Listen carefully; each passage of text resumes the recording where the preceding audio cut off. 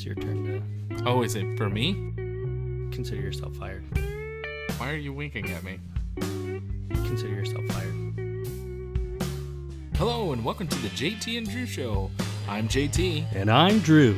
and we're two nobodies talking about nothing. Consider yourself fired. Hey, welcome to the JT and Drew Show. Today is our pilot episode. We'd like to introduce ourselves and talk a little bit about how we met.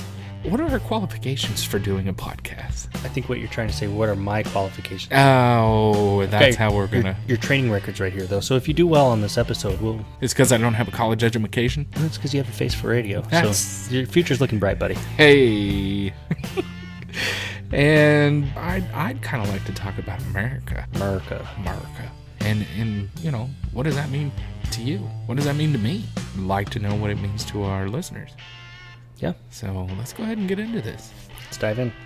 I'd like to ask you how we met, your version of it, and then after that I'm going to go into my version. I just remember I was at work and got a phone call. I don't recall if you had called my line directly or if one of my troops passed the phone, whatever. Probably called one of your I just troops. remember, okay, this is a new guy who said he's supposed to be coming here within the next few months. You know, I don't mind talking to folks, letting them know what they're getting into, or, you know, trying to feel them out. You know, what kind of activities are you into? Do you have a family, your children, that kind of thing. So I can kind of point them in the right direction and let them know, you know, maybe some of the fun things to do around here, or where to live, or what kind of nightlife there is, or just whatever information I can help with. Talking to you on the phone for a little bit, and it was interesting. In my mind, I'm sitting here trying to figure out, okay, who is this guy? What section is he going to be going into? What kind of worker is he? Just, you know, all the things, because he's going to be coming to my unit. And I'm trying to figure it all out, and he's talking about hunting and fishing. Which I have still not done either of those since I've been here. No, that's a lie. I fished once. Again, trying to figure out who this guy is very interested in hunting and fishing, and he's coming to West Texas. Well, there's a few lakes nearby, you know. I mean, there's not a whole lot. I mean, I'm sure there is if you go looking for it, but as far as my knowledge base in this area, it's not a whole lot. And then I was getting ready to deploy. But yeah, it was very interesting. It was Right. just a phone call. That's how we met. And then when I returned from my deployment, I had met you in person at the office. When you came back from your deployment, what was your thoughts about me? I mean, honestly, first and foremost, I was kind of shocked. I was like, oh, this is JT. Okay. He's definitely not the black guy that I thought I was talking to. Right. You know, who was asking questions about the local area and what kind of things to do and whatnot. But I'd love to hear your take on it. See if it's any different. Real quick, what year was that? I'd say the phone conversation happened in late 2012, and then I got back in the summer of 13. Yeah, 13 is when I officially met you. Yep. Yeah, okay. So, I mean, my version's a little different. So, we had a phone conversation, but I have to do a little background before I get to the story. I was stationed up in Alaska for my very first duty station. And we used to work in a program, and we used to look people up in this system to see what they looked like, knew who we were talking to. Probably wasn't the right thing to do, but hey, we're young and dumb, and that's what we did. So I called, and I kind of joke around on the phone a little bit, kind of be a little creepy just to see their interactions. Coming from Alaska to Missouri, I was asking about sheep farms and cows and doing the whole... in the phone. And so anyways, I do my time in Missouri, and I request from the Air Force, hey, I want to go back to Texas, and they grant me access, and I get an assignment, and then I go out to West Texas. Well, before I get there, the Air Force has sponsors, and I'm sure every other branch has sponsors before you get there, because you kind of need somebody to show you around. Well, my sponsor was your troop. And so I made the phone call, and that's when you got on the phone I was like, oh, yeah, it's go time. Because I had already messed with your troop through email when she was sitting there saying, hey, I was born at the base you're at. And I wrote her back saying, I'm so sorry.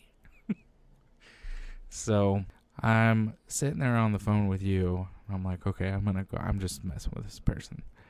And I'm asking you about the fishing because I had already Googled everything, what to do in this town. And I'm like, let me see. I was like, got fishing places there. Yeah. We got a couple lakes around. You know, there's 2 here in town and, you know, some across, not too far away from the base. And you can go out. And I'm like, oh, does it have crappie in it? Catfish? Yeah, sure does. Yeah, okay, yeah. And I was like, all right, he's either 1, not fazed by it, or 2, he's not really getting it. Okay, so I'm gonna do my farm thing. So I'm on the phone. I'm like, got a lot of farms out there.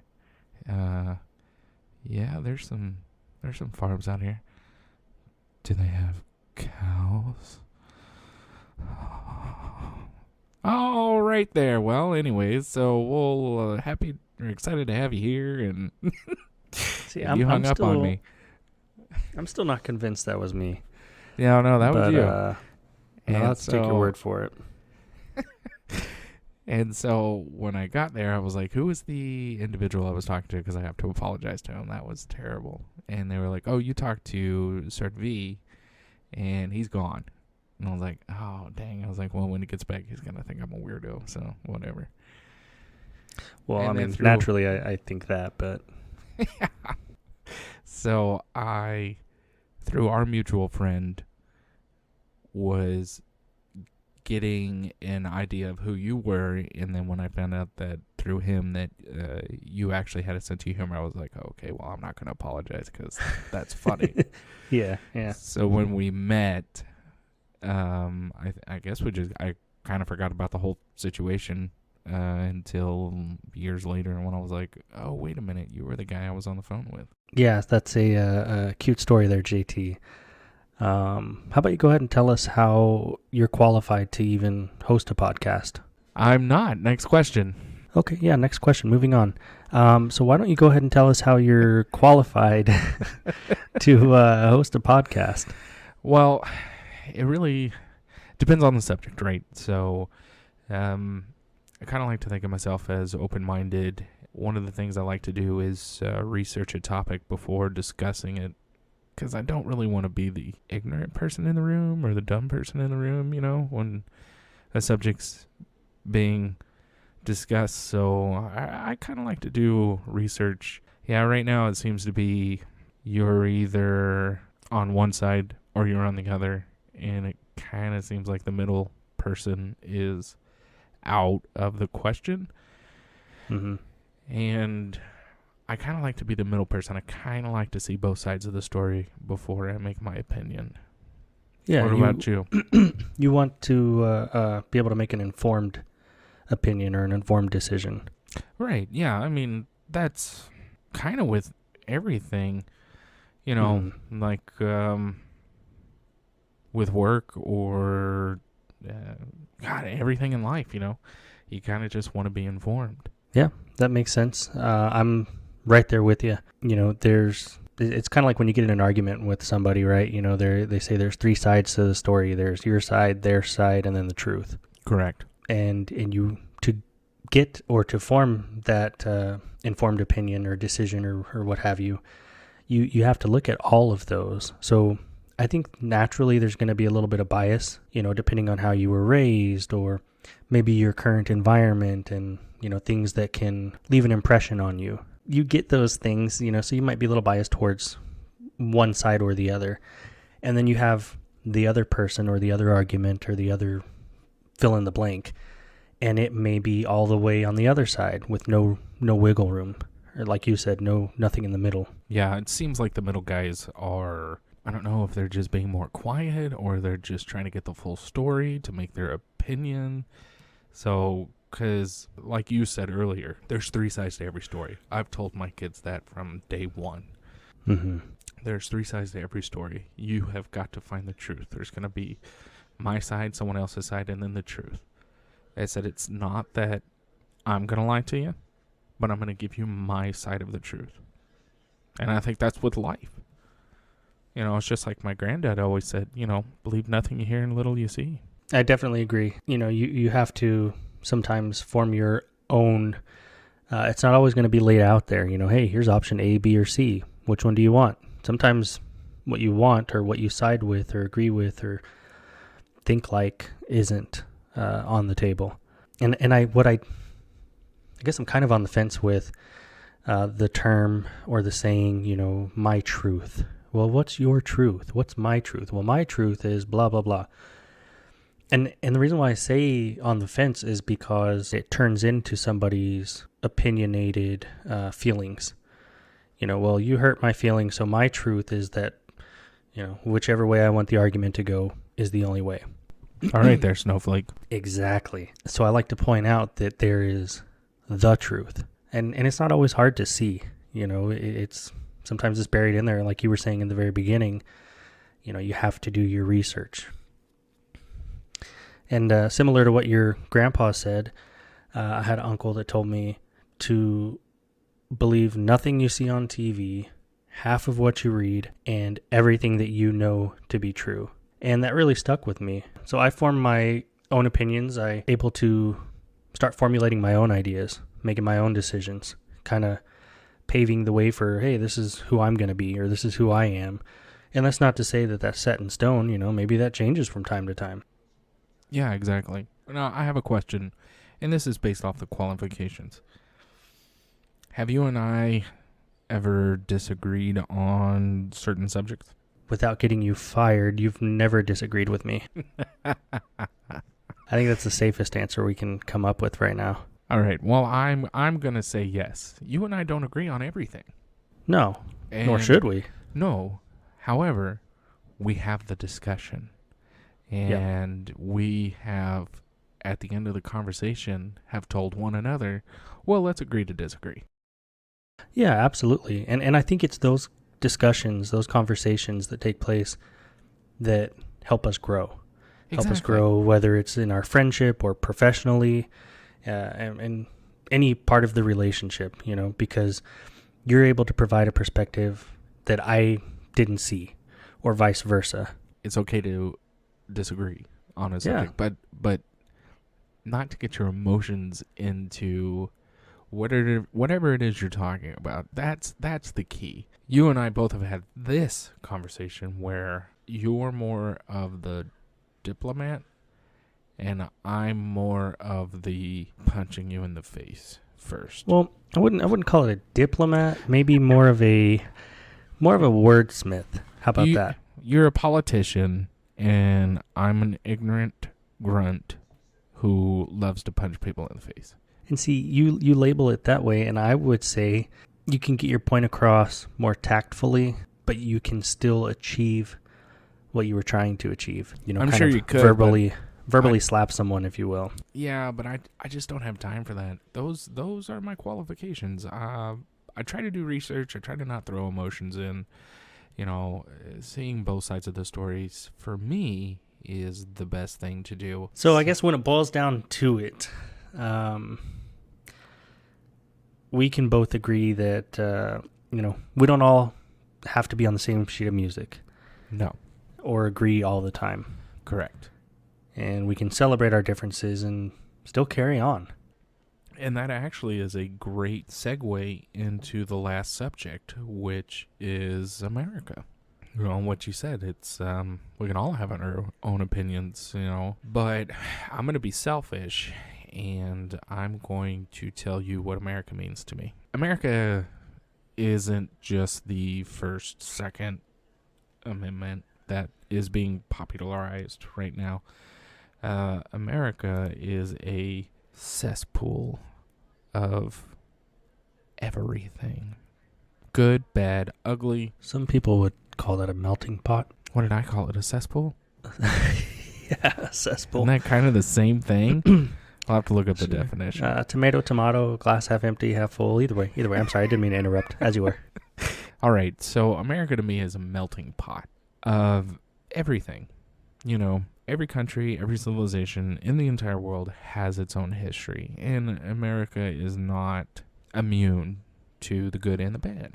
We've had great people come through this country, and we've had some really bad ones that have ran it and been in charge of things and whatnot. Can't dismiss it. But America is a dream. I love history, okay? I know America, a lot of its buildings and whatnot are based off of Greek and Romans, okay? We're nothing like that. We took an idea, a republic, democracy, that was Greece, and we turned it into something that was our own. And we built an empire like Rome, where we now touch every corner of the earth. And we're pushing Western ideas into places that probably need them, probably don't. Whatever. They have oil and gas and we need it. But America to me is the idea of being your own person, running your own life, not having anybody tell you what to do. Ultimately, I mean, there's laws. You gotta follow laws. You can't go off and just murder somebody, okay? But as long as you follow the rules and follow the laws, then no big government, small government can actually tell you what to do, and you can run your life the way you want to. And that's just the greatest feeling in the world. I'm not saying other countries don't have it. I'm just saying other countries don't have it like us. Now, I've been all around the world, and every time I came home, there was no feeling like stepping back into your own country going, things are normal again. Instead of, well, I got to follow these rules and I can't say this. And, I got to be on my P's and Q's. And, no, nope. In America, if somebody comes up to me and says, I don't like your face, I can just go off and say, forget you, man. I don't have to listen to you. They, in the Middle East, were sitting there going, you looked at my woman and you got stoned. Or my woman looked at you and she got stoned. That's not right. That's not right at all. But as an American in uniform, you can't step in and help. You can't step in and stop what's happening right in front of you. Right. They have their culture. They have what they know. Right. And there's what they nothing practice. you can do about it. Whether you believe it's right or wrong, there's nothing you can do about it. Now, if say somebody came over here and started doing that to somebody, we can step in. This is our country. I agree with you. I think America is an idea. It's a wonderful idea. I think of, what was that movie? Fievel Goes West. Do you remember that movie? I do remember that movie. I remember when that movie came out. Oh yeah. And you know, they're mice. They're from wherever. I don't remember if they're Jewish or what, but they were somewhere over in Russia, weren't they? Yeah, somewhere. But they were coming to America. He was going west, and it really paints that picture. You know, I mean, obviously it's a children's movie, cartoon, whatnot, but it paints that same picture. It's a melting pot. They're coming to the land of opportunity, you know, where they can work. They can start a business. They can have a home, family, whatever the case, and they're not going to be under persecution. Right, exactly. You know, I mean, religion and all that. I think the people here, not everyone obviously, but a lot of the people that attract the media's attention that disagree would have you believe, if you just listen to their words only, they would have you believe that, you know, America is a very oppressive, or the United States are a very oppressive place to be. And, you know, you're not allowed to have an opinion. You're not allowed to be different. You're not allowed to do anything because somebody's going to shut you down. And that's not the case. What are your final thoughts on what does America mean to you? Final thoughts on what America means to me. Do you think it's still the land of opportunity? Is it 100%? Land of opportunity, 100%. I think as long as you do everything the correct way and you come to this country the correct way and you build the life that you want to, nobody can stop you. Not me, not the government, not the federal government, not state, not local, not anybody. If you do it correctly and you come to this country, it's the land of opportunity. It still is and will always be.